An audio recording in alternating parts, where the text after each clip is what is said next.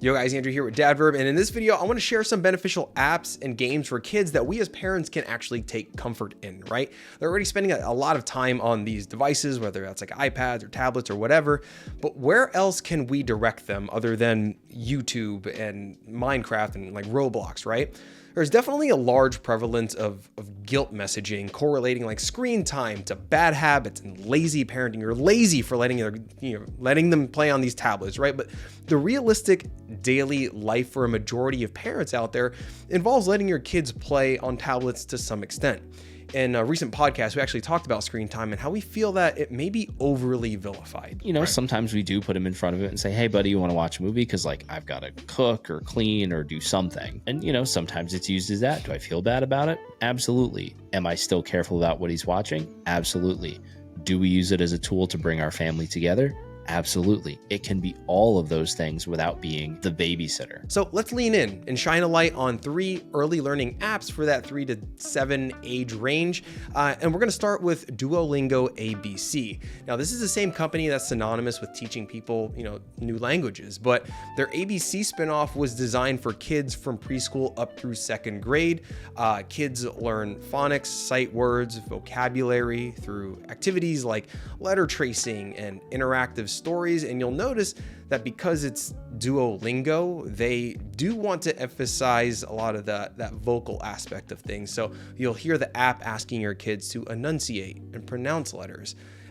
So while it may not cover all aspects of like early literacy, it does excel in its focus on phonics and vocabulary. And by the way, if you are wondering about the headphones that Colin has been using throughout a lot of the learning in this app, stick around because I'm actually going to highlight that in just a moment. Now, as a parent, it's kind of cool because you get these follow-up emails from Duolingo along with like these printables that kind of update you on what your kids have been learning in the app. It almost feels like a preschool teacher giving you these daily recaps. And the great thing about this is that this is actually 100% free. There's no ads, no subscriptions. Now, a very common thing that you're going to be seeing in the edtech world is all the apps are free, right? But it only takes a couple of minutes for your kid to like hit a paywall to access the full suite of features, right? The prices are going to vary, and in most instances, you're going to be looped into some sort of subscription. So when you're hunting for good educational apps for your kids to be engaging with, this is always something that you're going to have to be considering. But luckily, again, right, this is 100% free. So I would highly encourage you to make this your first download. Now, before we do move on, I want to circle back to the sponsors of this video, and that's Logitech. Up till now, these Zone Learn headphones can only be found in elementary school classrooms, but only recently they actually opened it up so that parents can buy these directly and add an amazing pair of headphones to aid in your child's learning. Throughout this video, you're going to see that the headphones that we have been using are indeed the Logitech Zone Learn over-ear headphones. These are ideal for comfortable, focused learning to mitigate other distractions, amplify sound, and audio drivers tuned for voice clarity rather than music, which makes it optimal for apps where there's speaking lessons and other language learning, like the first one that we just covered, right? I'm going to have it linked for you down below to check out. It's really not much more than the kind of cheap whatevers that you're going to find on Amazon that we've used in the past. A couple bucks more for a quality set of headphones that you're going to be using for learning, for travel, even on airplanes. This is going to be a great quality option to add for your kids and their learning time. Next up, I want to highlight Osmo. Osmo is probably the learning app that we've used the most and longest of any of the ones that we're going to be discussing in this video. And the thing we really like about this is that it's really interactive because your kids are engaging with real world pieces that work in tandem with your tablet. Now, Osmo has a ton of different games and puzzles, but to do just a quick overview of the starter kit that we got, it comes with a stand for your tablet or iPad, an attachment with a mirror so that the camera can see downwards, and then there's like a white playmat to ensure that your surface has the right contrast.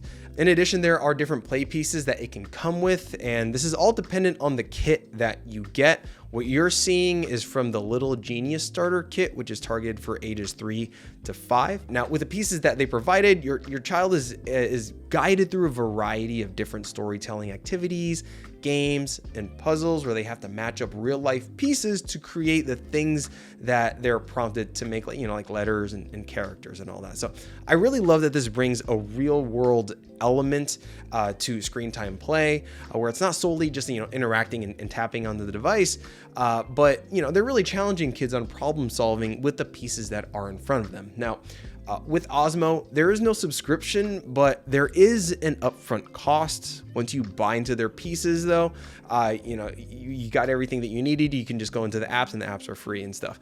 To dive into all that, there is that upfront cost, and it can be a little bit pricey. I think we paid about like $80 for the starter kit that we got, which ended up being a Christmas present for Henry a few years ago. Personally, I would say that we did get our money's worth. I'd say that he actually did engage with Osmo more than other popular options like ABC Mouse, which we tried for a little bit. Now, to round it out, I have to highlight Khan Academy Kids, which is a curriculum-based learning program that's, again, free with no ads.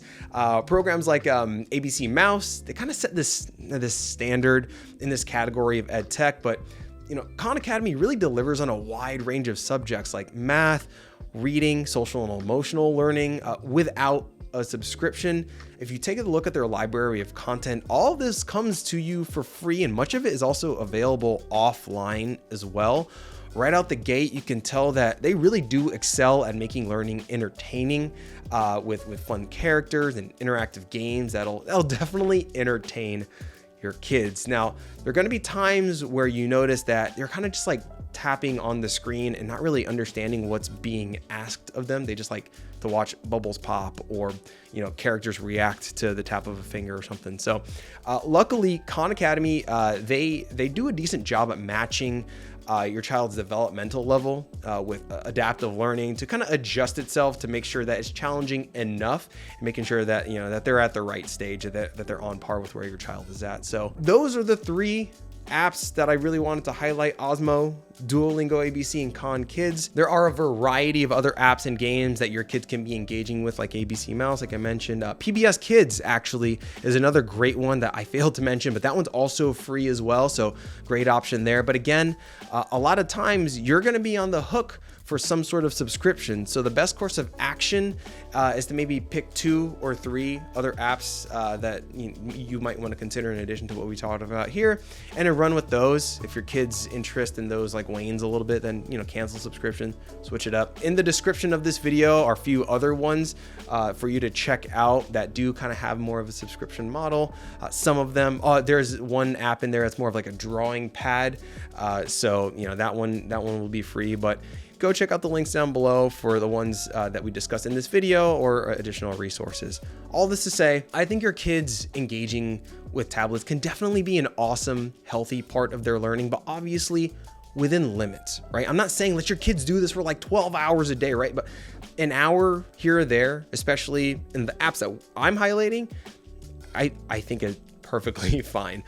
The reality is this type of tech is going to be part of our children's lives in one way or another, whether that's at home or in schools themselves. Letting them get a grasp of it early on and pulling some good information from those apps under our watchful eye, I don't think it's a bad thing. If you found this video helpful, hit that like button down there and consider subscribing for more dad tips and cool pickups for the family. Catch you later. Peace.